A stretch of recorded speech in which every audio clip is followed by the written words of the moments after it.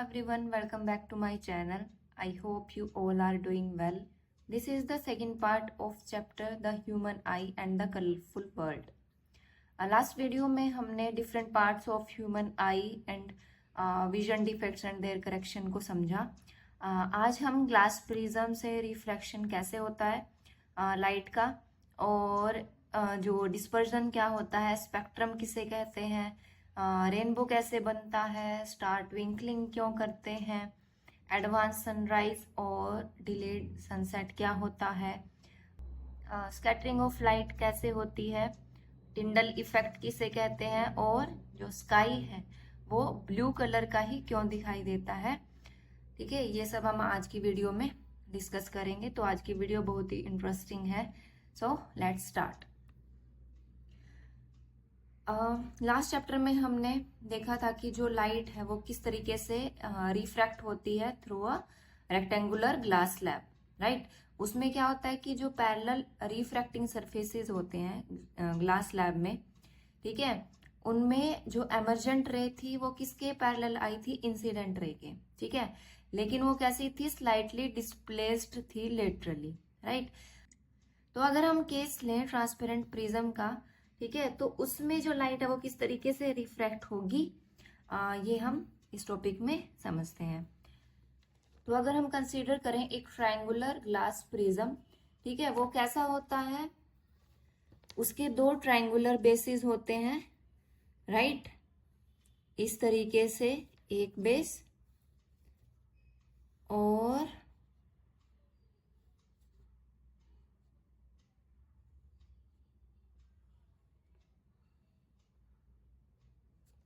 ये second triangular base, और उसके 3 रेक्टेंगुलर लेटरल सरफेसेस होते हैं.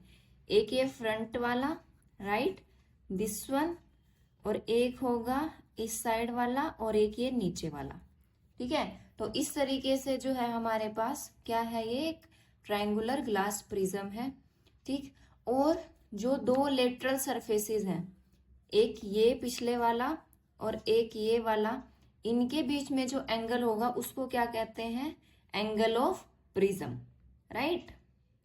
अब ग्लास प्रिज्म से जो रिफ्रैक्शन है लाइट की वो कैसे होती है, जैसे कि हमने लास्ट चैप्टर में जो रेक्टेंगुलर ग्लास स्लैब का केस देखा था, उसमें जो रिफ्रैक्शन थी किस तरीके से हुई थी, उसी तरीके से किस में होगी, ट्रायंगुलर ग्लास प्रिज्म में.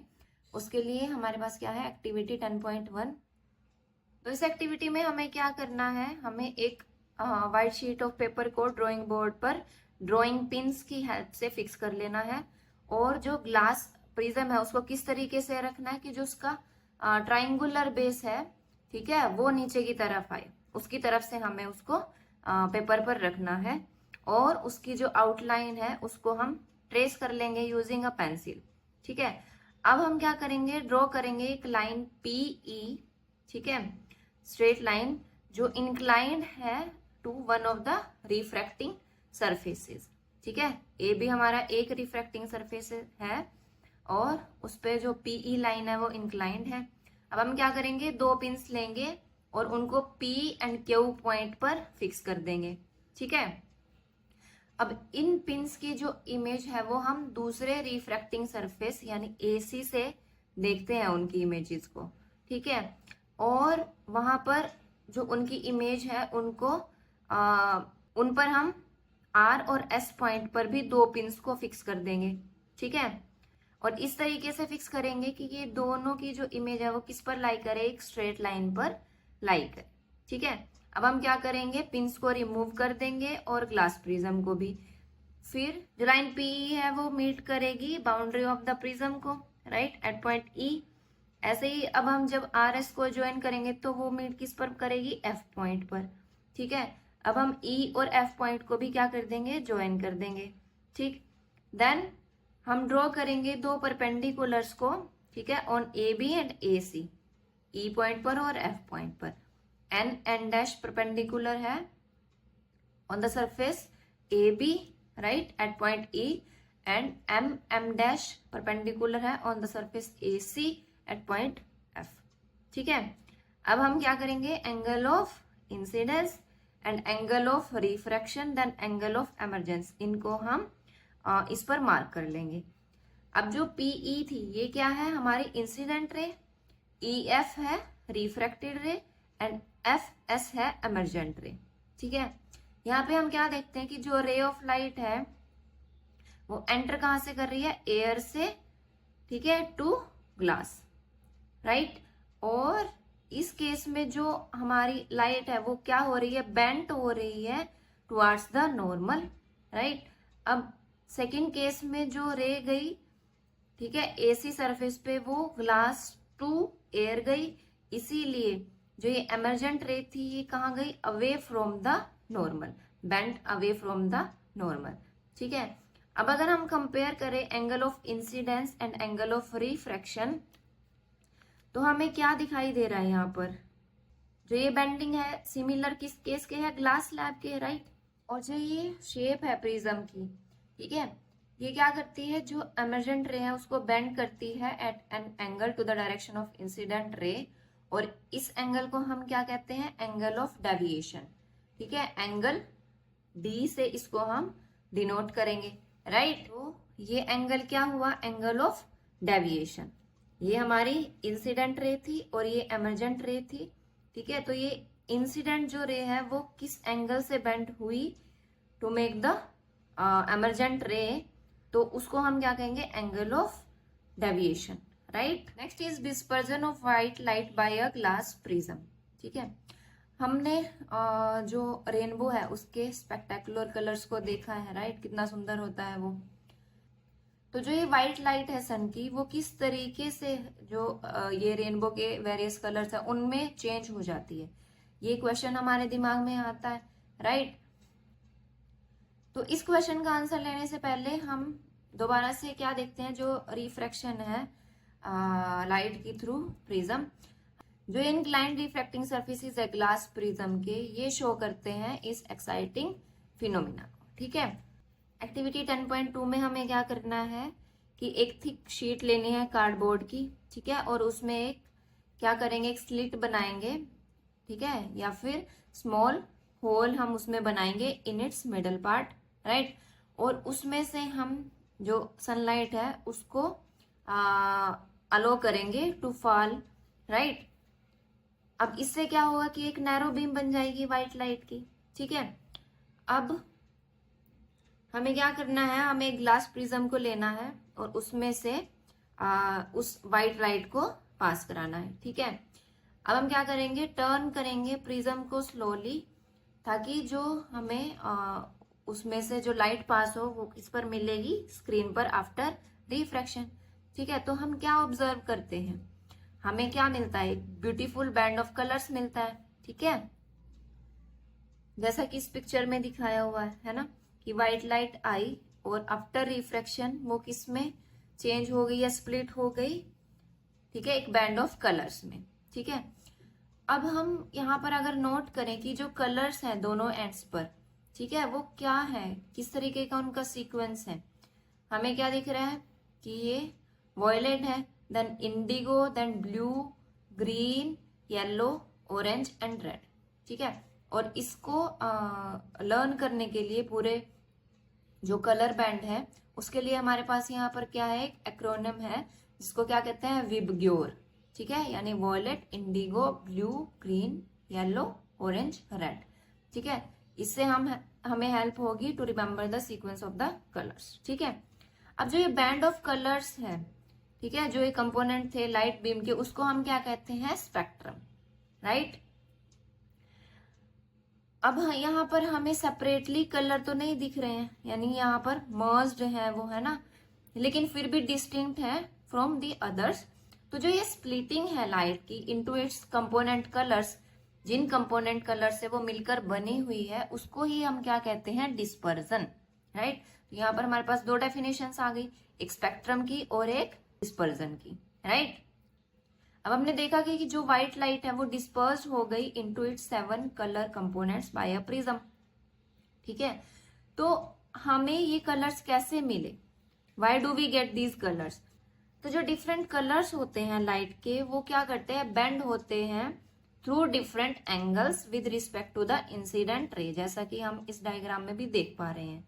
जैसे वो जो व्हाइट लाइट है प्रिज्म से पास होगी ठीक है, तो वो डिफरेंट एंगल पर बेंड होंगे, राइट।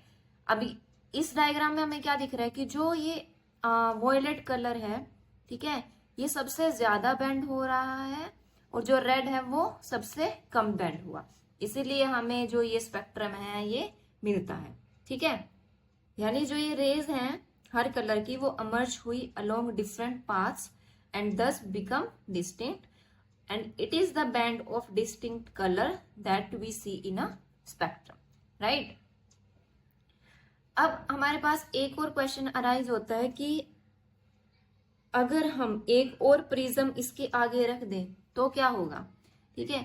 जो आइजैक न्यूटन थे उन्होंने इसी तरीके से ये ग्लास प्रिज्म से ऑब्टेन किया था spectrum of light for the first time, और उन्होंने फिर इन 7 कलर्स को भी फर्दर स्प्लिट करने की कोशिश की, ठीक है। एक और अगर हम प्रिज्म रख दें यहाँ पर तो उन्होंने देखने की कोशिश की कि क्या ये भी फर्दर स्प्लिट होंगे, लेकिन ऐसा नहीं हुआ, ठीक है।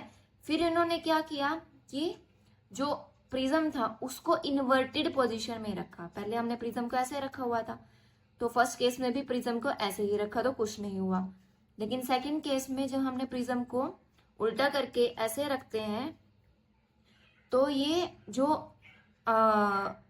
7 कलर्स का बैंड था, ठीक है, ये आफ्टर रिफ्रैक्शन हमें क्या देगा, व्हाइट लाइट देगा, ठीक है। तो एक व्हाइट लाइट की बीम जो है एमर्ज हुई from the other side of the second prism, ठीक है।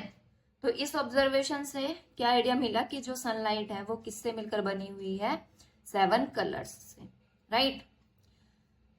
अब कोई भी लाइट होगी, ठीक है, वो एक स्पेक्ट्रम देगी similar to that of sunlight, right, तो उसको हम व्हाइट लाइट ही कंसीडर करेंगे, ठीक है। Then we will talk about rainbow. Rainbow क्या है, एक नेचुरल स्पेक्ट्रम है जो अपीयर होता है in the sky after a rain shower, ठीक है। जब भी बारिश आती है उसके बाद ज्यादातर हमें रेनबो देखने को मिलता है ना, स्काई में। तो ये क्यों होता है, it is caused by dispersion of sunlight bye tiny water droplets present in the atmosphere. जब बारिश होकर हट जाती है तो कुछ पानी की जो टाइनी ड्रॉपलेट्स हैं वो एटमॉस्फेयर में रह जाती हैं, है ना, और उनसे जो डिस्पर्जन है वो होता है सनलाइट का, राइट। और जो रेनबो बनेगा वो हमेशा किस डायरेक्शन में बनता है, opposite to that of the sun, right. जो वाटर ड्रॉपलेट्स है ये किस तरीके से एक्ट करती हैं, लाइक अ स्मॉल प्रिज्म, है ना, और ये रिफ्रैक्ट करेंगी एंड देन डिस्पर्स करेंगी इंसिडेंट सनलाइट को, ठीक, and then reflect it internally, ठीक है। और फिर ये फाइनली रिफ्रैक्ट करती हैं इसको again when it comes out of the rain drop, ठीक है।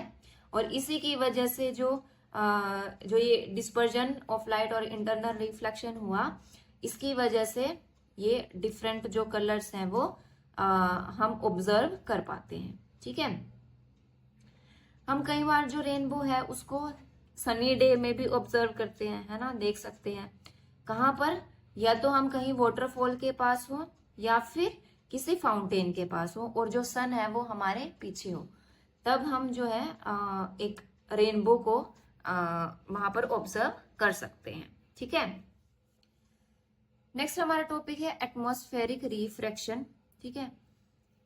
हमने कई बार देखा होगा कि कहीं पर अगर कोई फायर है या फिर कोई रेडिएटर है, ठीक है, उसके ऊपर क्या एक स्ट्रीम ऑफ हॉट एयर होती है ना, ठीक है। तो उसमें से अगर हम किसी ऑब्जेक्ट को देखते हैं तो वो हमें वेवरिंग या फिर फ्लिकरिंग करता हुआ दिखाई देता है ना। क्यों, क्योंकि जो एयर है जस्ट अबव द फायर वो क्या होती है, हॉटर होती है then the air further up, यानी जो हॉटर एयर है वो लाइटर होती है then the cooler air above it, है ना। यानी ये लेस डेंस होगी और ये मोर डेंसर होगी, ठीक है। और उसका जो रिफ्रैक्टिव इंडेक्स होगा वो भी स्लाइटली लेस होगा देन द कूलर एयर। तो जो ये फिजिकल कंडीशंस होती है रिफ्रैक्टिंग मीडियम की, ये स्टेशनरी नहीं होती, है ना। तो जो अपरेंट पोजीशन है ऑब्जेक्ट की, जब हम उसमें से देखते हैं हॉट एयर में से, तो वो फ्लक्चुएट होती हुई हमें दिखाई देती है। तो जो ये वेवरिंग है, ठीक है, इसको ये क्या है, एक इफेक्ट है एटमॉस्फेरिक रिफ्रैक्शन का, ठीक है, ऑन स्मॉल स्केल, जैसे हम लोकल एनवायरनमेंट में जब भी देखते हैं, ठीक है। और जो ट्विंकलिंग ऑफ स्टार्स है ये एक सिमिलर फिनोमिना है on a much larger scale, ठीक है। इसको हम अभी एक्सप्लेन करेंगे, ठीक है। ये हमें समझ आ गया, ठीक है, कि अगर छोटे स्केल पर हम कंसिडर करें कि किस तरीके से ऑब्जेक्ट्स फ्लिकर होते हैं जब हम एक turbulent stream of hot air में से देखते हैं जो फायर या फिर किसी रेडिएटर के ऊपर होती है। अब जो ट्विंकलिंग ऑफ स्टार्स है ये किसकी वजह से होती है? Atmospheric refraction of star light, ठीक है। ये एक इंपॉर्टेंट की वर्ड है जो हमें जब भी हम इस टाइप का कोई क्वेश्चन उसकी एक्सप्लेनेशन लिखेंगे तो एटमॉस्फेरिक रिफ्रैक्शन तो वर्ड उसमें हमें लिखना ही पड़ेगा, ठीक है। अब क्या होता है कि जो स्टार लाइट है जब एंटर करती है अर्थ के एटमॉस्फेयर में तो वो क्या होगी? उसकी रिफ्रैक्शन होगी continuously before it reaches the earth. क्यों होती है? क्योंकि जो एटमॉस्फेरिक रिफ्रैक्शन है, ठीक है, वो किस वजह से होता है? जब भी कोई मीडियम ग्रेजुअली चेंज करता है रिफ्रैक्टिव इंडेक्स को, और क्योंकि जो एटमॉस्फेयर है वो क्या करेगा? बेंड करेगा स्टार लाइट को टुवर्ड्स द नॉर्मल। तो जो अपरेंट पोजीशन होती है स्टार की वो कैसी होती है? स्लाइटली डिफरेंट होती है फ्रॉम इट्स एक्चुअल पोजीशन, ठीक है। तो हमें जो स्टार है वो स्लाइटली अबव या फिर हायर पोजीशन पे दिखता है देन इट्स एक्चुअल पोजीशन जब हम कहाँ से देखते हैं उसको? नियर हॉरिजॉन से, ठीक है, जैसे कि इस डायग्राम में हमें दिखाया हुआ है। अब जो अपरेंट पोजीशन है ये स्टार की ये स्टेशनरी नहीं रहती है ना, इट कीप्स चेंजिंग। क्यों? क्योंकि जो फिजिकल कंडीशंस है अर्थ एटमॉस्फेयर की वो स्टेशनरी नहीं होती, वो चेंज करती रहती है, right.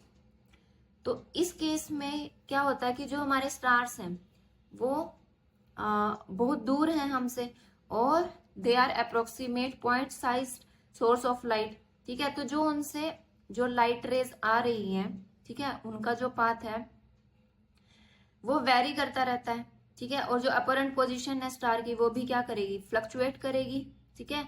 And the amount of star light entering the I flickers, ठीक है। इसीलिए वो हमें जो कई बार ब्राइटर दिखते हैं कई बार फेंटर दिखते हैं, और इसी इफेक्ट को हम क्या कहते हैं? Twinkling effect, right.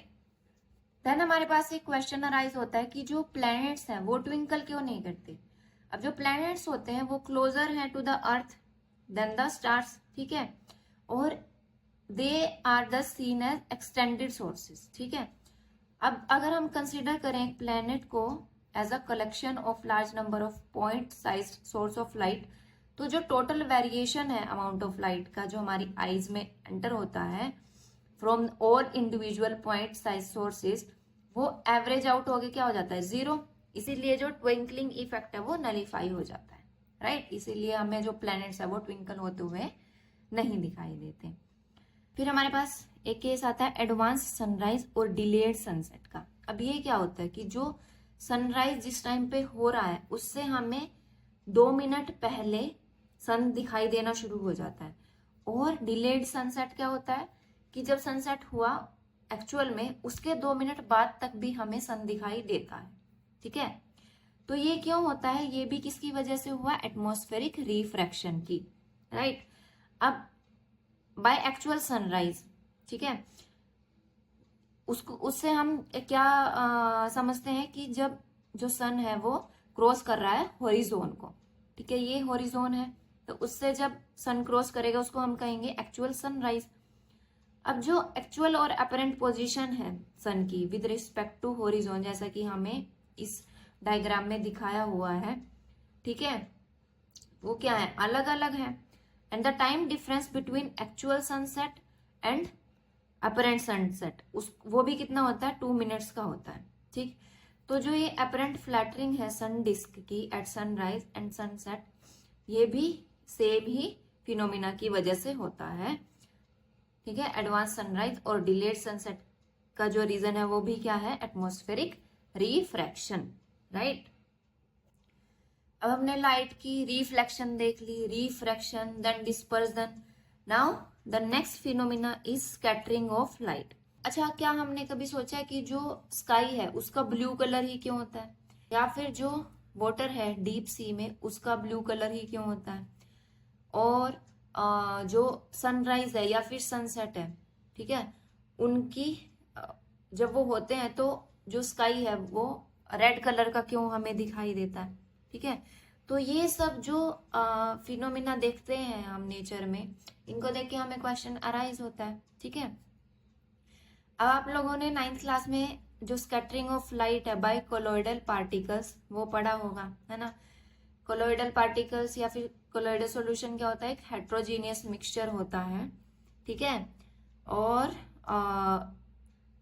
इनका जो साइज है वो ट्रू सॉल्यूशन के पार्टिकल से स्लाइटली ज्यादा होता है ना, 1 नैनोमीटर टू 1000 नैनोमीटर की रेंज में इनके पार्टिकल्स का जो साइज है वो लाई करता है, ठीक है। और जब भी जो लाइट है इस हेट्रोजीनियस मिक्सचर से पास करती है तो वो क्या करती है, स्कैटर हो जाती है, ठीक है, उन पार्टिकल्स से। और इस फिनोमिना को हम क्या कहते हैं, टिंडल इफेक्ट, ठीक है। जैसे कि जो हमारा अर्थ का एटमॉस्फेयर है वो एक heterogeneous mixture of minute particles, ठीक है। उसमें स्मोक भी है, टाइनी वाटर ड्रॉपलेट्स भी हैं, then suspended particles of dust और मॉलिक्यूल्स ऑफ एयर भी हैं, है ना। तो जैसे ही एक बीम ऑफ लाइट जब स्ट्राइक करती है इन फाइन पार्टिकल्स को, तो उसका जो पाथ है बीम का वो विजिबल हो जाता है, ठीक है। And the light reaches us after being reflected diffusely by these particles. तो जो ये फिनोमिना हुआ scattering of light by colloidal particles, इससे क्या मिला, टिंडल इफेक्ट, ठीक है। अब इस टिंडल इफेक्ट के भी हमारे पास कई एग्जाम्पल हैं। जैसे कि अगर हम एक रूम के अंदर अगर स्मोक फील्ड हो, ठीक है, पूरा भरा हुआ हो उसमें धुआं, और उसमें से एक fine beam of sunlight enter करे, ठीक है, थ्रू अ स्मॉल होल, तो वो क्या होगी, स्कैटर होगी लाइट, और उसके बाद विजिबल होगी, है ना, उन पार्टिकल्स को वो विजिबल कर देगी। ऐसे ही, या फिर हम एक कैनोपी देखें ऑफ अ डेंस फॉरेस्ट, उसमें से जब सनलाइट पास करती है तो जो टाइनी वाटर ड्रॉपलेट्स होते हैं मिस्ट के, वो क्या कर देते हैं, स्कैटर कर देते हैं लाइट को, और जो बीम ऑफ लाइट है वो हमें विजिबल होती है ना। अब इसी तरीके से जो स्कैटर्ड लाइट है वो हमें कुछ कलर्स भी दे सकती है, जैसे कि डिस्पर्जन में हुआ था, राइट। तो ये किस पर डिपेंड करेगा, size of the scattering particles, ठीक है। जो वेरी फाइन पार्टिकल्स होंगे अगर वो स्कैटर कर रहे हैं लाइट को, तो वो मेनली कौन सी लाइट, कौन से कलर की लाइट देंगे, ब्लू लाइट देंगे, ठीक है। और जो पार्टिकल होंगे लार्जर साइज के, ठीक है, वो स्कैटर करेंगे light of longer wavelength like red colour, ठीक। तो जो साइज है अगर पार्टिकल्स जो स्कैटरिंग पार्टिकल्स है उनका लार्ज इनफ है, तो क्या होगा कि जो स्कैटर लाइट है वो हमें कई बार व्हाइट भी अपीयर होती है, ठीक है। अगर बहुत ज्यादा मतलब बड़े साइज के पार्टिकल्स होंगे तो उनसे स्कैटर होकर जो लाइट मिलेगी वो हमें व्हाइट भी मिल सकती है, ठीक है। देन एक क्वेश्चन होता है कि why is the colour of the clear sky blue. वो क्यों होता है, क्योंकि जो मॉलिक्यूल्स हैं एयर के और जो फाइन पार्टिकल्स प्रेजेंट होते हैं एटमॉस्फेयर में, उनका साइज कैसा होता है, स्मॉलर होता है then the wavelength of visible light. अब विजिबल लाइट किस वेवलेंथ के रेंज में लाई करती है, 400 टू 700 नैनोमीटर।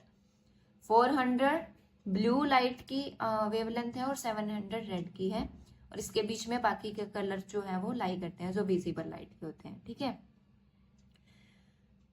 अब ये पार्टिकल्स ज्यादा इफेक्टिव है in scattering light of shorter wavelength at the blue end पे, ठीक है, then the light of longer wavelength at the red end. तो जो रेड लाइट है उसकी वेवलेंथ ब्लू लाइट से 1.8 टाइम्स ज्यादा है, ठीक है। तो जो सनलाइट पास होगी एटमॉस्फेयर से, तो जो फाइन पार्टिकल्स होंगे एयर के वो किस कलर को स्कैटर करेंगे, ब्लू कलर को, ठीक है, देन द रेड कलर। और जो ये स्कैटर्ड ब्लू लाइट है ये एंटर करती है हमारी आईज में, राइट। इसी वजह से जो स्काई का कलर है, क्लियर स्काई का, वो हमें ब्लू दिखाई देता है। अब अगर हम ये सोचें कि अर्थ का अगर एटमॉस्फेयर ही ना होता तो हमें क्या स्कैटरिंग दिखाई देती? नहीं, तो स्कैटरिंग ही ना होती और जो स्काई है वो हमें कैसा दिखाई देता? डार्क दिखाई देता, है ना। इसीलिए जो पैसेंजर्स फ्लाई करते हैं एट हायर एल्टीट्यूड्स, ठीक है, उनको जो स्काई है वो डार्क दिखाई देता है। क्यों? क्योंकि जो स्कैटरिंग है वो प्रोमिनेंट नहीं होती इतनी बड़ी हाइट्स पर, ठीक है। देन नेक्स्ट क्वेश्चन जो अराइज होता है कि जो हम देखते हैं अपने आसपास जो सिग्नल्स होते हैं, डेंजर सिग्नल्स, उनको हम रेड कलर के क्यों रखते हैं? ठीक है, क्योंकि जो रेड कलर है ये लीस्ट स्कैटर्ड होता है बाय फॉग और स्मोक। ठीक, हम रोड्स पर भी देखते हैं, ठीक है, हाईवेज पर, कि जो भी जहां पर डेंजर का सिग्नल होगा वहां पर वो रेड कलर को यूज करते हैं, है ना। क्यों? क्योंकि कई बार क्या होता है कि स्मोक हो या फिर फॉग हो विंटर्स में, तो उस टाइम पे जो रेड कलर है वो लीस्ट स्कैटर होगा फॉग और स्मोक के पार्टिकल से, है ना, और वो हमें कुछ दूर से भी दिखाई दे जाता है रेड कलर। इसीलिए हम डेंजर सिग्नल्स को किस कलर में रखते हैं? रेड कलर में, राइट। तो थी ना आज की जो ये वीडियो बहुत interesting. So that's all for today's video. Next video में हम एक्सरसाइज के क्वेश्चंस करेंगे। If you have any doubt ask in the comment section, like this video and share it with your friends and subscribe to my channel. See you in the next video. Till then, have a good day. Bye bye.